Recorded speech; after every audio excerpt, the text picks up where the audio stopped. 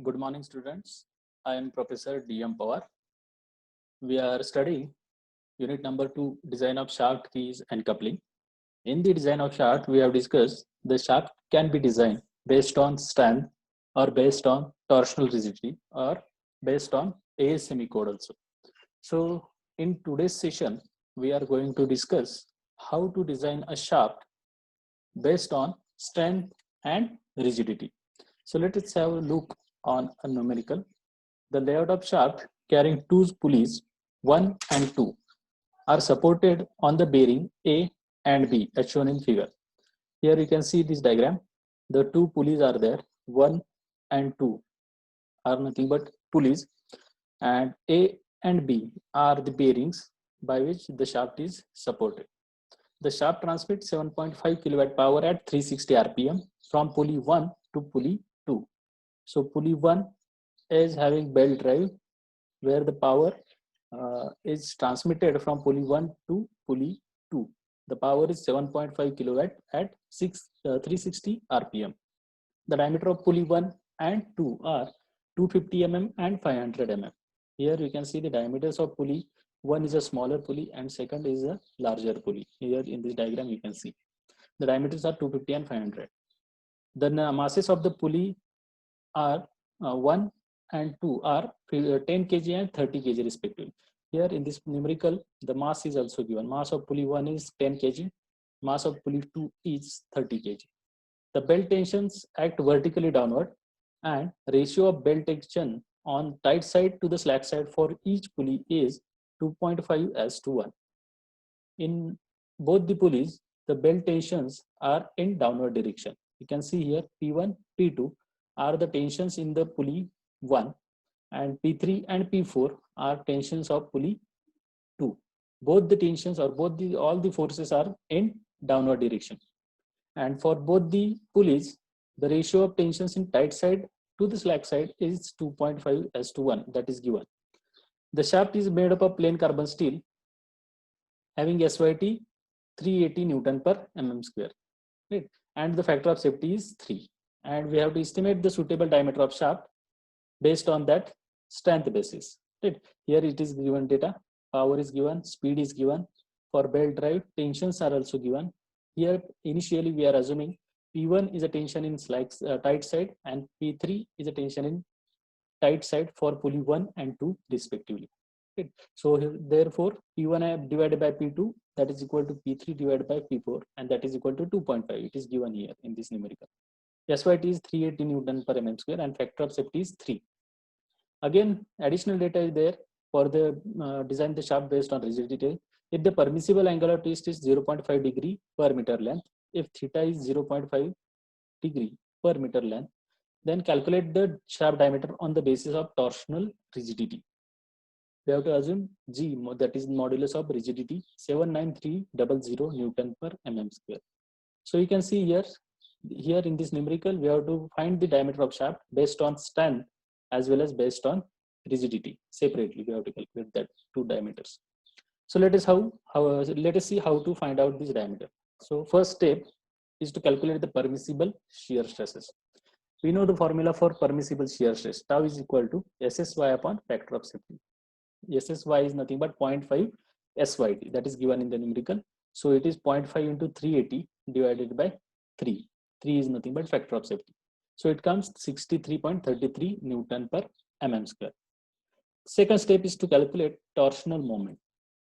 We in this numerical, it is given that shaft is transmitting a power and at some RPM, 360 RPM. So based on that power and RPM, we can calculate this torque by this equation. So power is equal to 2 pi n mt divided by 60 into 1000. So rearranging this term in terms of mt, here mt is equal to p into 60 into 1000 divided by 2 pi n. By putting the value of power and speed n, power is 7.5 kilowatt. So therefore 7.5 into 1000, it is in watt. 60 into 1000 as it is, 2 pi as it is, and n is given 360 rpm. So by calculating this, I will get the torque as 198,943.68 Newton. That is the value of torque transmitted by the shaft. The step number 3 is to calculate the bending moment. So for calculating the bending moment, I need to first calculate all these forces acting on the pulley, as well as that all forces are transferred to the shaft. So that's why how to find out that all forces. So we will discuss that first. So for pulley 1, right? So for pulley 1, the torque transmitted by pulley 1 is nothing but mt is equal to P1 minus P2 into radius of that pulley. P1 is a tension in tight side, P2 is a tension in slack side for pulley 1. Here you can see in this diagram. And R is the radius. So by putting the values of, we know the radius of the pulley 1 is 125. P1 minus P2 as it is, that is unknown. We calculated torque in previous step, that is 198,943. By putting this value, I will get equation A. P1 minus P2 is equal to 1591.55 Newton. Second equation I will get by this equation, P1 divided by P2, that is equal to 2.5. That is also given in the numerical. So now I have two equations A and B and two unknowns P1 and P2. So I will solve this equation simultaneously to get the values of P1 and P2. So P1, according to this, so by solving this, I will get the P1 as 2652.58 and P2 is 1061.03 Newton. Again, the mass of pulley is also given. So we have to calculate weight of that pulley 1. So weight of the pulley is given by W1 is equal to M1 into G. M1 is nothing but mass of pulley 1. So W is nothing but mass is given 10 kg and G gravitational force due to acceleration 9.81. Right? So by calculating this, weight of pulley 1 is 91.1 Newton. So now by this, we have to calculate the total forces acting at point 1. So total downward force acting at the center line of the pulley 1 is given by P1 and P2 are the downward forces and weight of the pulley 1 is also a downward force. So I will get the total downward force is P1 plus P2 plus W1. By putting all these values here, we will get the value of 3811.71. That is total downward force. And here in this diagram, you can see that value 3811.71. That is the total downward force at pulley 1. Similarly, for pulley 2, I have to calculate the total downward force. So here you can see for pulley 2 is also there. So for pulley 2 is torque is equal to again P3 minus P4 into radius. Torque is known to us, radius is also known to us. By putting these two values, I will get the equation in terms of P3 and P4. So that equation is P3 minus P4 is equal to 795.77.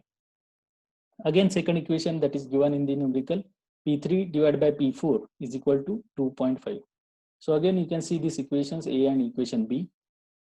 Two unknowns are there, P3 and P4. So solve this equation simultaneously to get the value of P3 and P4. So P3, by solving this, P3 is 1326.29 Newton and P4 is 530.52 Newton. Again, the weight of that pulley 2.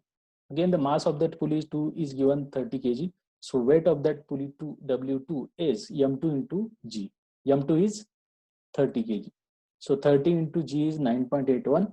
So weight W2 is 294.3 Newton. Now weight is acting downward. P3 and P4 are the forces that are also acting downward direction. So the total downward force at pulley 2 is P3 plus P4 plus weight, that is equal to this all these values. By putting these two all these values, I will get the total downward force acting on the pulley 2 is 2151.11 Newton. Here you can see in this diagram this 2151.11, that is total downward force acting on pulley 2.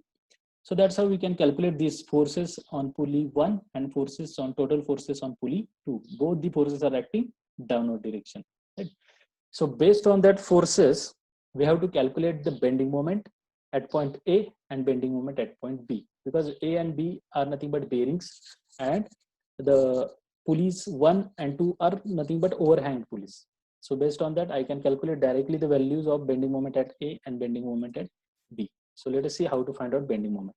Consider this diagram. We have calculated these forces at 1 and force at 2. So based on that, the bending moment at bearing A here at this point A is given by total force is 3811.71 multiplied by this distance 250. Here is we can see the equation. So that calculating this we get the bending moment at point A is 952, 927.5 Newton mm. So you can see here bending moment 952, 927.5. This is bending moment diagram. Similarly, bending moment at bearing B is nothing but here you can see the bearing B where the force is acting at the right side 2151.11 and multiply by this total distance is 250. So this is by calculating this I will get the bending moment at B 537.777.5 Newton mm. You can see this value here that is in the bending moment diagram. So based on that I can conclude that the maximum bending moment will be acting at point A, that is at bearing A 952. That will be the maximum bending moment, and I will take this value for further calculation. So next step number 4 is to calculate shaft diameter on strength basis. So to calculate diameter of the shaft on strength basis, we have calculated the magnitude of torque supplied or torque transmitted by the shaft as well as the maximum bending moment acting on the shaft. So to calculate this diameter, we have to use maximum shear stress theory. So according to maximum shear stress theory, equivalent twisting moment is given by MTE, that is equal to under root of MT square plus MB square, where MT is torque transmitted by the shaft and MB is maximum bending moment acting on the shaft.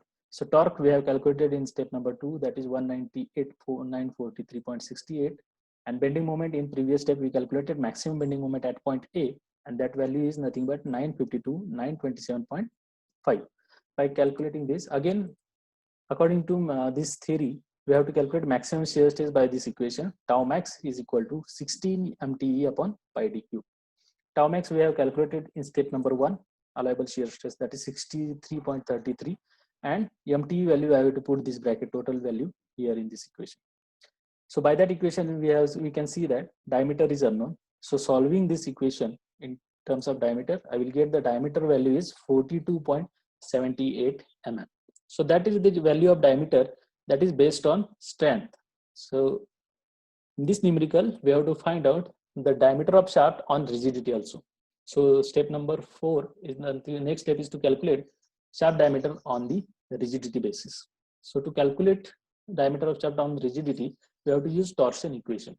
Torsion equation is nothing but tau by R is equal to G theta by L, that is equal to MT by J. We have to use these two terms, G theta by L, and that is equal to MT by J. So for circular cross section, J is nothing but polar moment of inertia, and that is pi by 32 d raised to 4. We calculate to get the value of diameter, we have to consider these two terms. So we rearranging these terms in terms of theta. Again, that theta is in degree, so we have to convert it into radian. So that's why putting all these values here. The value of J is nothing but pi by 32 into d raised to 3, d raised to 4. I will get the value of this one, just converting this 584 MT into L divided by GD raised to 4. That will be the value of theta. So based on that, it is rearranging in terms of d square, d raised to 4. So d raised to 4 is by putting this theta value here in this equation. So by putting all these values, we have the value of MT, torque transmitted by the shaft. We have calculated in the step number 2.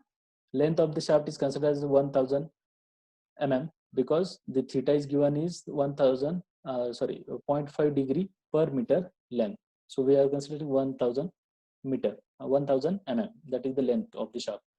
G is also given, modulus of rigidity 79300, and theta is nothing but angle of twist, permissible angle of twist, that is 0.5 degree. So by calculating this value, we can get the value of diameter as 41.37. So that's how we can calculate the diameter of shaft based on rigidity basis. Thank you.